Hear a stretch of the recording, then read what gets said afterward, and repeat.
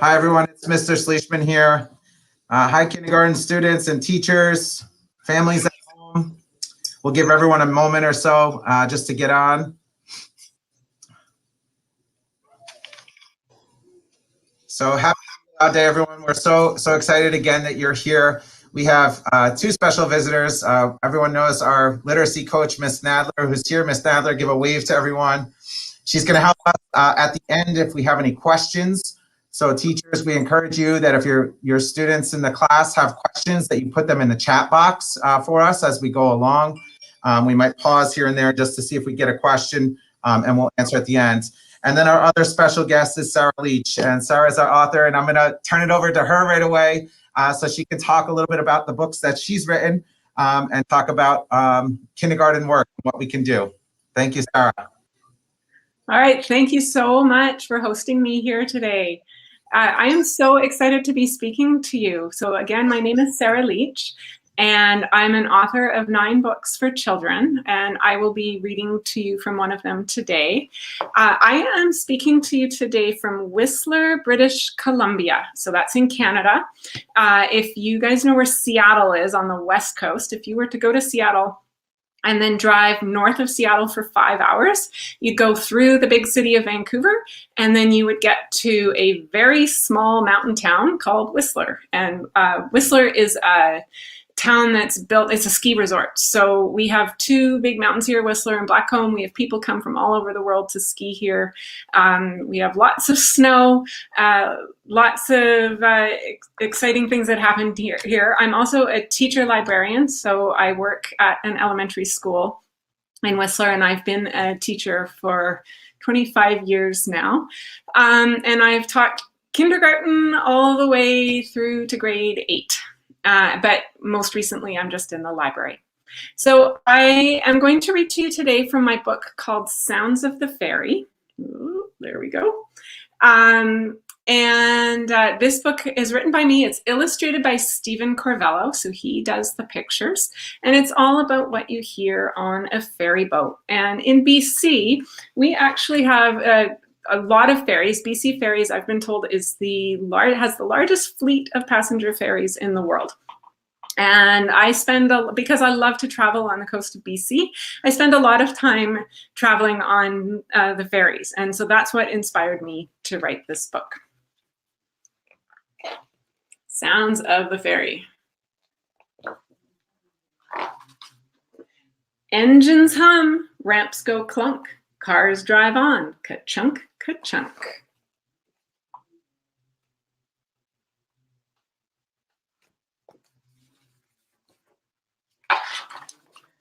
Footsteps thud, steel doors glide, children squeal and race to slide.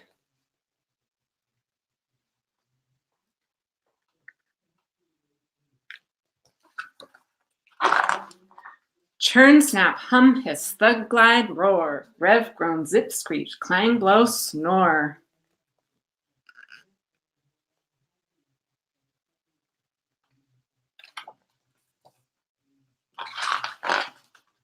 Steward speaks, big screws groan, whistle blows its 2-note drone.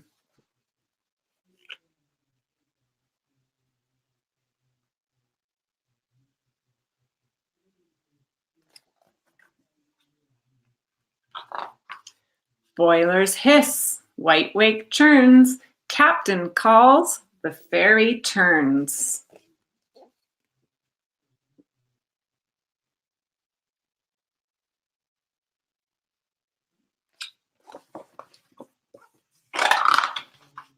Churn, snap, hum, hiss, thud, glide, roar, rev, groan, zip, screech, clang, blow, snore.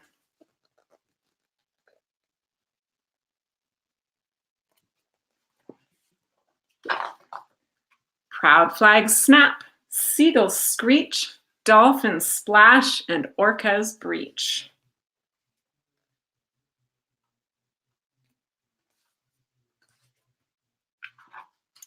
Grandpa snores, red card slaps, dishes clang by water taps.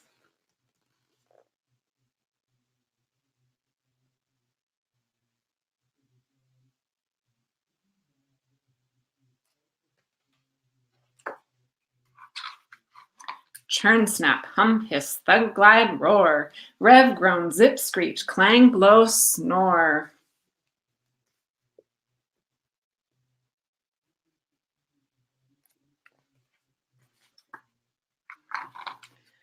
Three bells chime, backpacks zip, people chat and end the trip.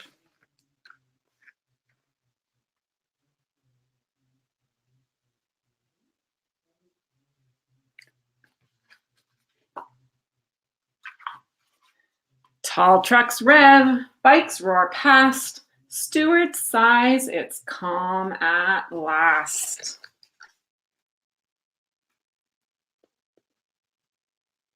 But deckhands shout, cleaners sweep, busy ferries never sleep. Thank you for listening to Sounds of the Ferry.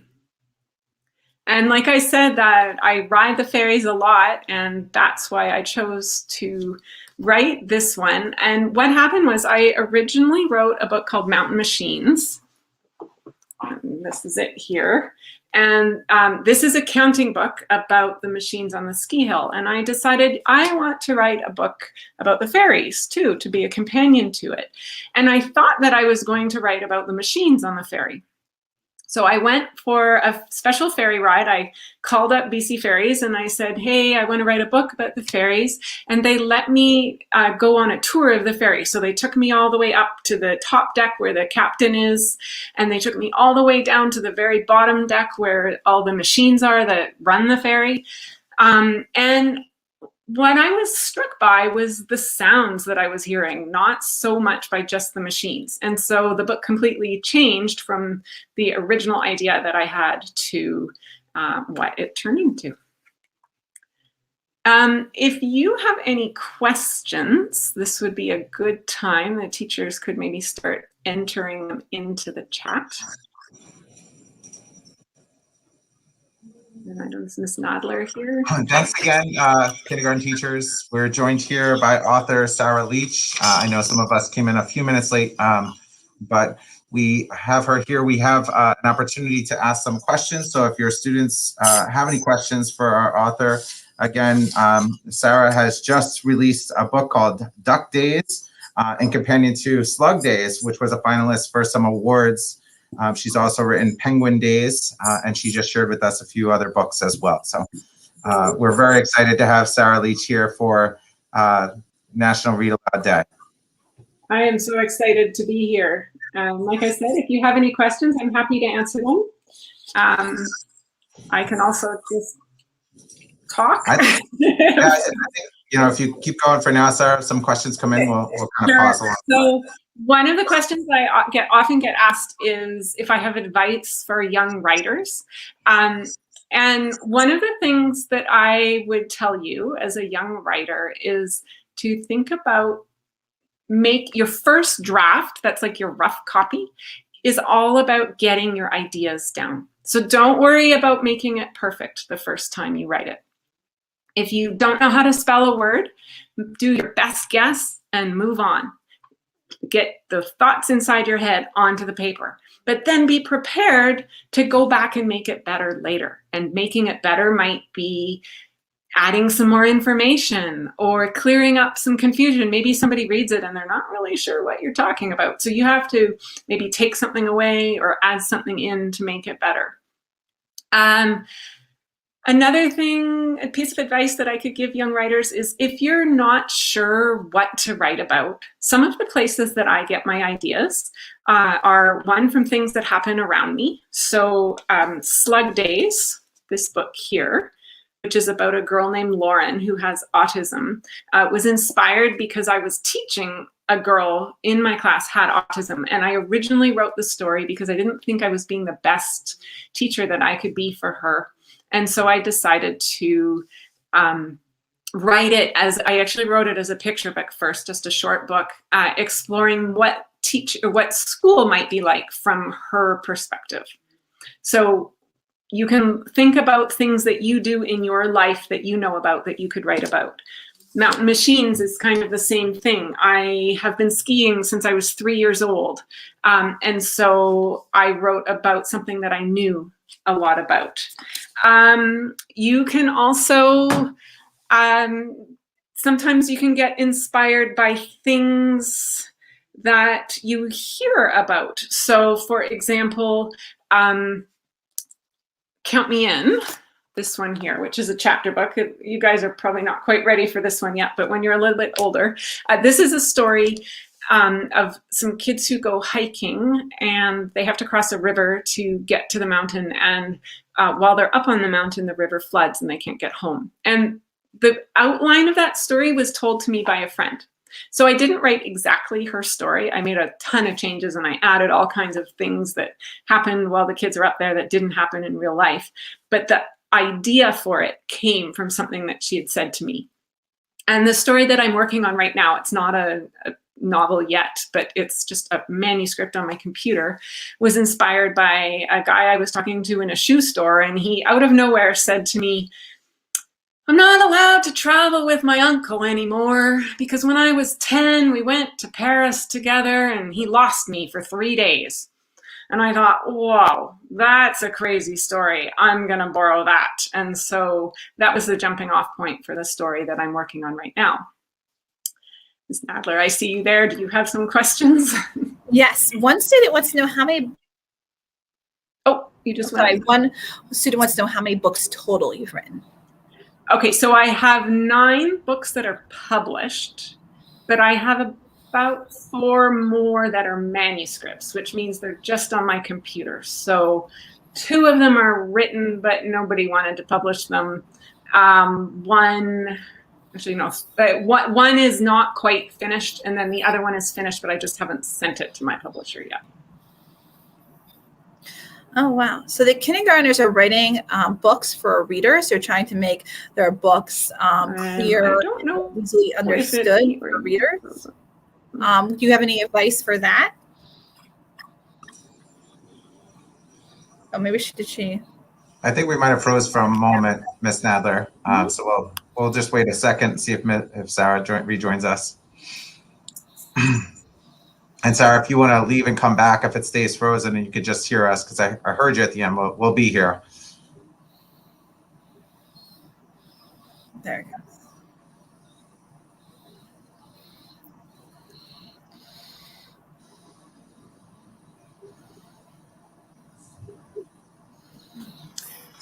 I lost you for about a minute there, so I'm sorry.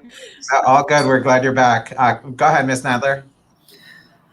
Our kindergartners are focusing right now on writing books for readers. Oh, it looks like you're going to freeze again. Yeah.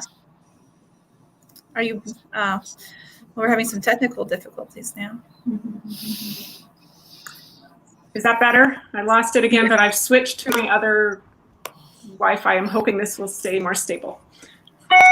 So if you had another question, do you mind repeating it? Go ahead, Christy. Sure. Our kindergartners are working on writing books for readers that are easily understood by other people and that they like to read and be interested in. Do you have any advice for our kindergartners with that? In terms of making it understandable for other readers? Mm-hmm. So I would say try and keep it simple. Think about what, I don't know if these are made up stories or are they real stories? They're working on true stories, yes. True stories, okay, but not nonfiction, like something that's happened to them. Okay, so think about what happened at the beginning, what happened in the middle, and what happened in the end, and try and keep those things going one after another in your story. And what that might mean is doing some thinking before you even start writing, because sometimes we start writing and then we go, oh, no, wait, I need to add that in there. And you can add it in later, but it might be easier if you plan it out a little bit before you start writing. And Sara, I just have one question for you. We have a lot of artists out there as well, and I see you've worked alongside of some great illustrators. So do you have any advice for our students that are passionate about art and drawing and matching that to their writing? Sure. Well, my first thing I would say is I'm very jealous if you really love the art part and can do that as well as the writing, because as much as I would love to be able to draw, nobody would buy a book if I did the illustrations in it. And I also think that you're lucky, because one of the things that happens when you have an illustrated book is that I don't get any say in what the illustrations look like. And in fact, with most of my books, I didn't get to choose the illustrator. I did with Sands of the Fairy because that is a self-published book, so I hired the illustrator. But with my other books, the publisher chooses them. So one thing that I can tell you with a picture book is that the pictures and the words, excuse me, work together. So if you have a picture of a girl with lots of curly hair or wearing a funny hat, you don't have to describe all that in your words. You can just talk about the girl or give her her name, and off she goes and she does something. If you're writing a chapter book and it's important that she has curly hair and is wearing a funny hat, you have to put that in your writing. So we have another question. Actually, they start off with a statement. I like fairies. What will your next book be about? It's not going to be oh, sorry. Well, I'm glad that you like fairies. My next book is one I was talking about, the boy who, I was inspired by the boy who is goes to France. So right now it's called How I Lost My Uncle. And it's actually about a boy who travels to Italy with his uncle and they get separated. And he winds up living with another family there. My titles usually change. So the title that I have that I think my book is going to be called is almost always different than what the book is called at the end when it's published. So I can't say for sure that I will have a new book coming out called How I Lost My Uncle. Okay, another question. What was your favorite book, or what is your favorite children's book? Written by someone else? Yes. Probably my lifelong favorite book is Fantastic Mr. Fox by Roald Dahl. I first read it when I was in second grade, and I got to the end, and I went back to the beginning, and I started it again. And I still love it when I read it. But more modern books that I've read more recently, I love the David books by David Shannon, Know David, and I'm sure you guys know those ones. He is a lucky person who can illustrate and write his books, and so he's able to write a book with almost no words in it. And his illustrations really do most of the work of the storytelling. And I love that David is so quirky and that he gets in trouble all of the time. So Sara, thanks again for joining us. We have about 1 or 2 more minutes here. Maybe we'll take 2 questions. One student just wrote in from Ms. Estevez's class, wants to know how long it takes you to write a book. So it really depends on the book. And also, so for the first draft, like my rough copy can take anywhere from a few days for a short chapter book to a year for a longer book. And depending on what else I've got going on in my life as well. But I do a lot of rewriting. So the first chapter book that I wrote, this one here, Jake Reynolds' Chicken or Eagle, I wrote 15 drafts of this book. I rewrote it and rewrote it and rewrote it for 4 years. And the finished book has only one chapter that's the same as the original draft that I wrote. And so there's a difference too between writing the draft and how long it takes to get published. So it was 7 years from when I first started writing this till it's turned into a book. Now that I've been published a lot more, it's usually faster. So Duck Days was only about less than 1.5 years from when I started writing until it was turned into a book. So we have one more question, if you don't mind. So they like the wiggly words. They want to know how you chose the words to be wiggly and why they're wiggly. They like that though. So here, I'll just show that again. So like I said, this book is self-published. So my husband is actually has a background in graphic design, and he did the layout of this book. And I'm pretty sure it was him that had the idea to use different fonts. So that's what it's called, as a font. And you know, if you go onto like Microsoft Word or something, you can play with the fonts. And so that's what he did. And what we did is we chose all the words that are words that actually mean a sound. So the big long fancy word is onomatopoeia. And you guys can maybe talk about that in your classrooms of what onomatopoeia is. So all the onomatopoeic words are the ones that we decided to put in the different fonts. Great. So thank you again, Sara.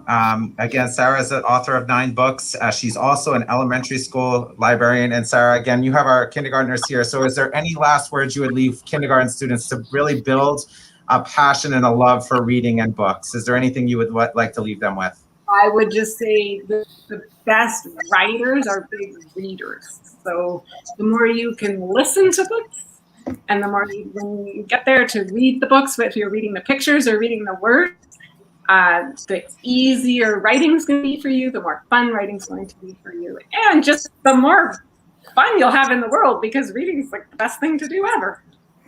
So thank you so much for hosting me today. I really appreciate the chance to talk to you. All right, thank you guys. I'm going to end the broadcast now. Thank you, kindergarten teachers, families at home, and all of our William O. Schaefer kindergarten students. Thank you guys.